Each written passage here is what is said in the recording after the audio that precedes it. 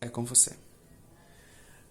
Olá pessoal, eu mais uma vez aqui, sou o Vitor, vocês já me conhecem. Se você está vendo esse vídeo agora e não está entendendo nada, volta um pouquinho no perfil, no meu perfil aqui, e veja o primeiro vídeo sobre os ciclos de contato. Eu falo um pouquinho desse nosso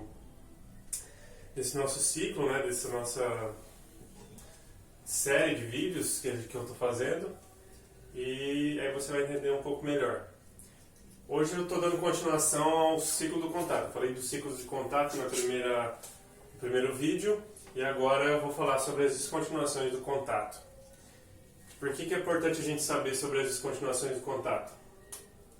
Para a gente poder intervir, né? Porque a gestalterapia acredita que quando a gente tem algum bloqueio nessas fases de contato, a gente começa a sofrer e não consegue satisfazer as nossas necessidades e a gente fica com a gestalt ou gestaltem aberta e acaba sofrendo com isso, né? Beleza, então eu vou falar alguns aqui. Talvez esse vídeo fica dividido em duas partes, aí eu vou falar de algumas descontinuações agora e no segundo vídeo, na segunda aula, eu vou falar sobre as outras descontinuações do contato. Beleza, eu falei que a gente está em fluidez e depois vai para a sensação, né?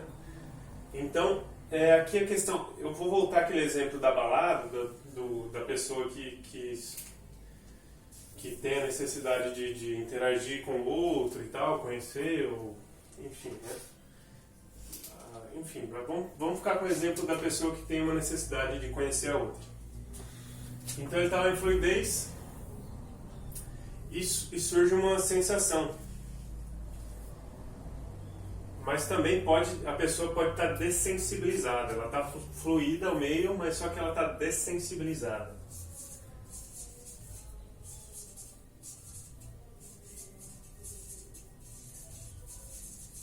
O que acontece quando a pessoa está dessensibilizada, né?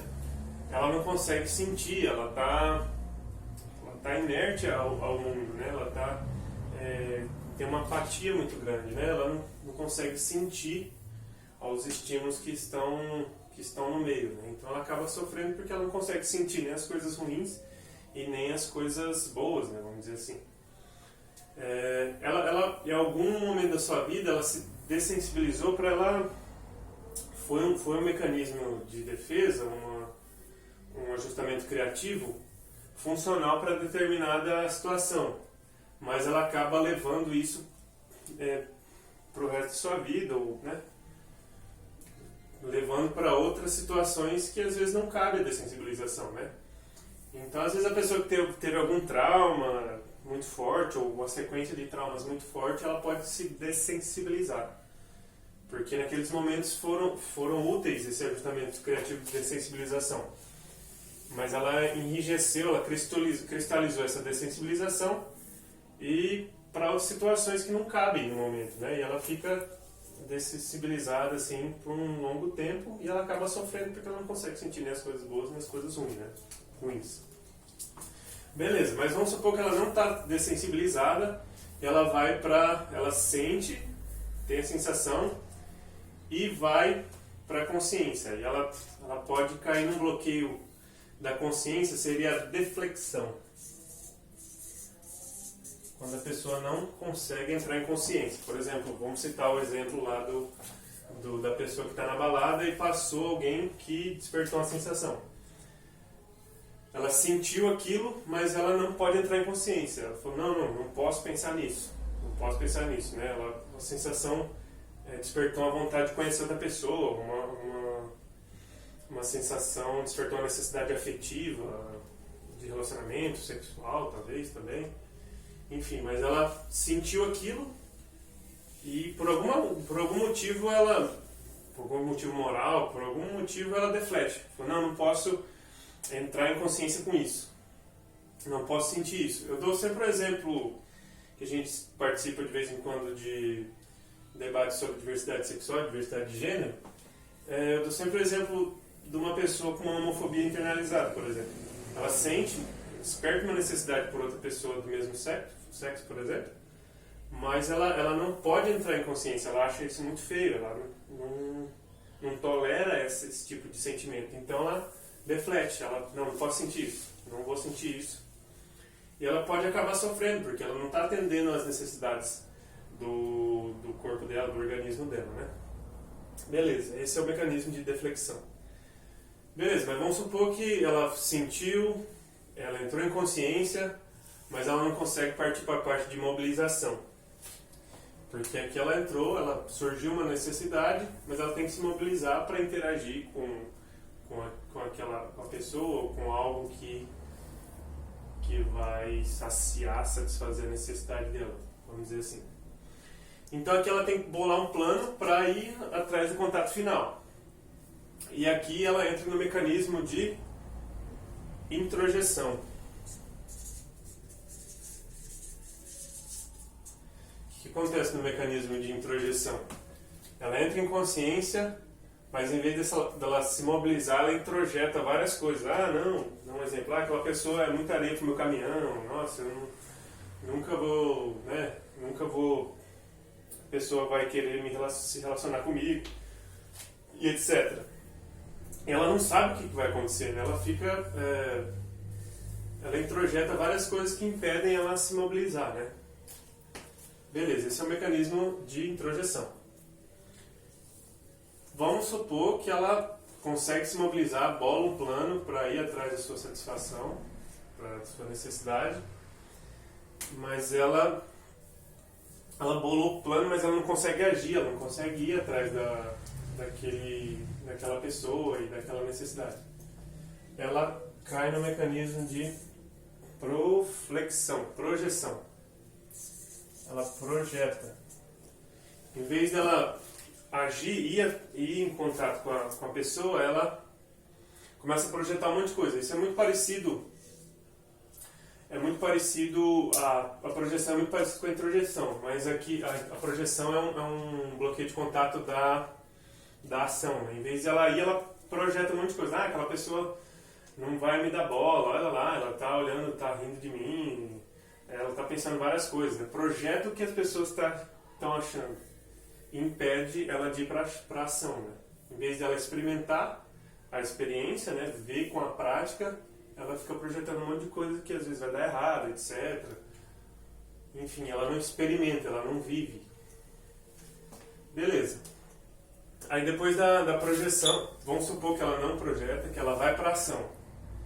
E aqui ela chega na fase da interação, mas ela pode cair no mecanismo chamado proflexão. O que seria esse bloqueio de contato profletor?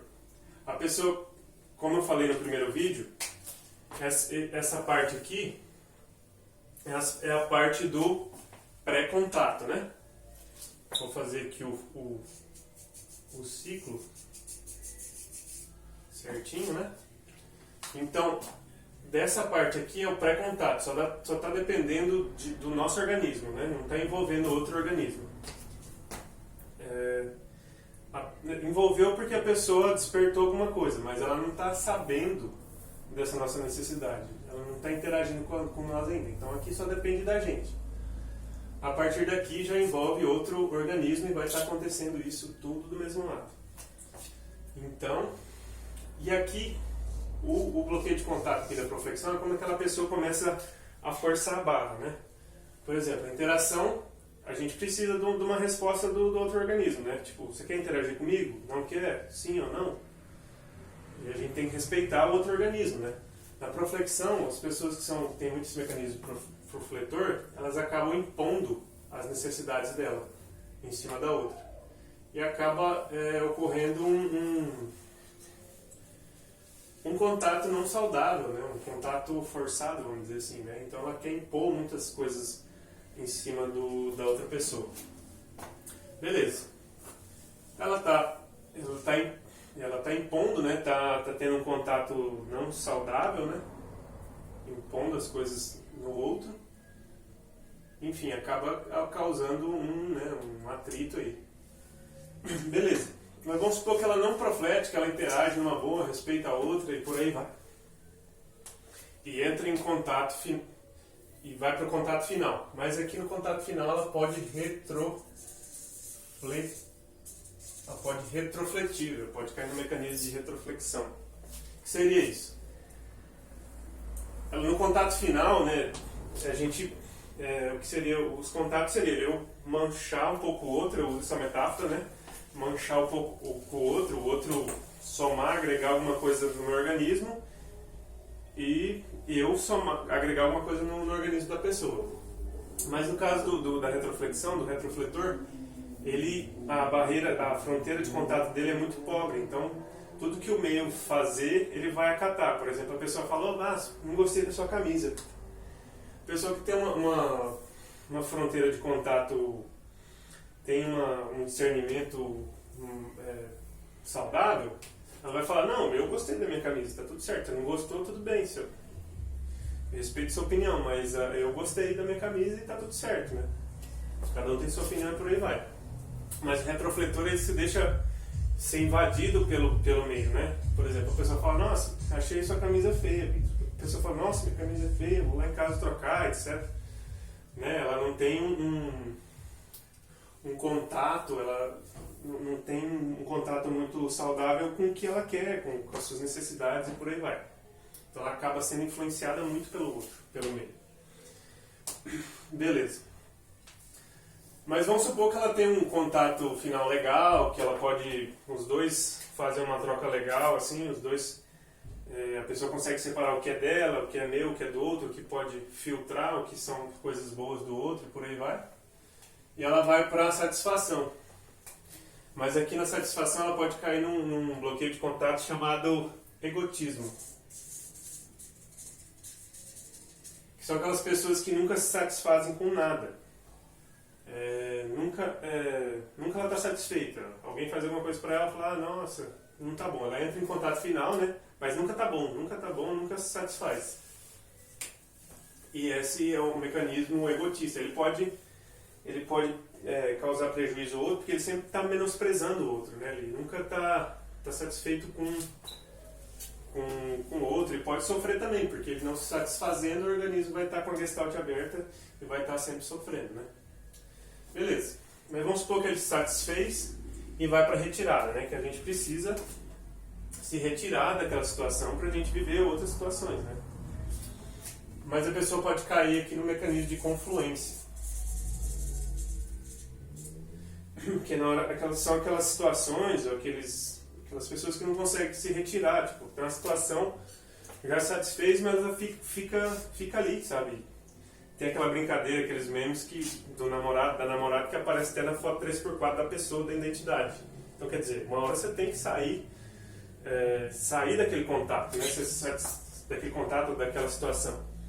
Pra gente voltar à fluidez para viver novas situações, né? No nosso dia a dia. A gente não pode ficar fixo a uma situação. Aí algumas pessoas ficam confluentes.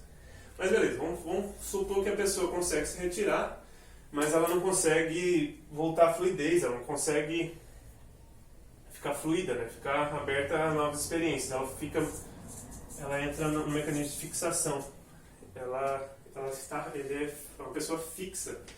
Ela está sempre demandando uma energia para alguma coisa, não fechou a gestalt. Então ela está fixa, então o organismo dela sempre vai estar sofrendo porque ela não fechou a gestalt e não vai estar aberta a novas sensações, né? Novas experiências, novas situações. Então é isso, gente. Basicamente é isso. Eu acho que a gente tem pouco tempo para falar disso, né? Essas coisas são bem mais complexas, mas assim, de modo resumido e sintético, sintetizado, é isso. E no próximo vídeo eu vou falar sobre as intervenções em psicoterapia gestáltica. Porque a partir desses bloqueios de contato, a gente vai intervir para que a pessoa volte ao mecanismo saudável de contato, né? Essa é a forma de compreensão diagnóstica, eu diria, da gestalterapia. Lógico que a gestalterapia tem vários outros conceitos e outros pensamentos, mas assim, acho que o ciclo do contato, os bloqueios do contato acho que é uma parte bem importante da teoria e do fazer gestáltico. Beleza, pessoal? Ficamos por aqui hoje e até o próximo vídeo. Grande abraço. Ficou bom? Fala que não gravou. Tô Não gravou. socado. Hã? Tô